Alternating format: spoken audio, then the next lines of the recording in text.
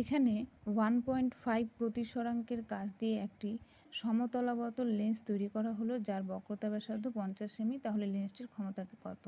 আমরা জানি ক্ষমতা ইকুয়াল টু কি, পি ইকুয়াল টু 1/f, মানে এফ কি, ফোকাস দৈর্ঘ্য।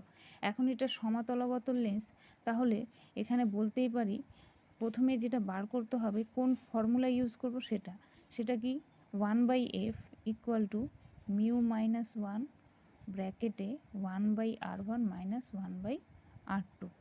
এটা এই ফর্মুলাটাকে বলা হয় লেন্স নির্মাতার সূত্র।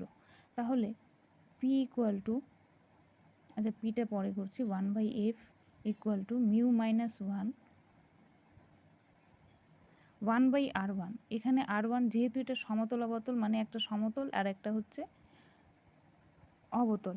তাহলে সমতলে আমরা জানি বক্রতা ব্যাসার্ধের মানটা কি হয়, অসীম হয়, অর্থাৎ ইনফিনিটি। 1/r2 এর মান, r2 এর মান এখানে বক্রতা ব্যাসার্ধ বলেই দেওয়া আছে কত, 50 সেমি। তাহলে 50 লিখলাম, 1/f।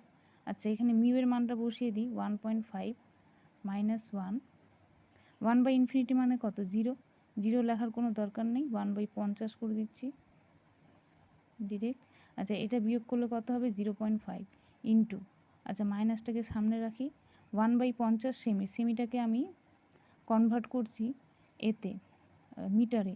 তাহলে 50/100, তাহলে উপরে 100 করে দিলাম। তাহলে মাইনাস, এখানে 0 কাটলো। আচ্ছা 5/10, 10 কেটে যাচ্ছে, 5 কেটে যাচ্ছে, পড়ে থাকছে কি 1। তো 1/f এর মান কত হচ্ছে, -1। তাহলে 1/f মানে কি জানি, ক্ষমতা। তাহলে পি ইকুয়াল টু -1, ডায়াপ্টার বলতেই পারি এটাই। তাহলে ক্ষমতা কত, -1।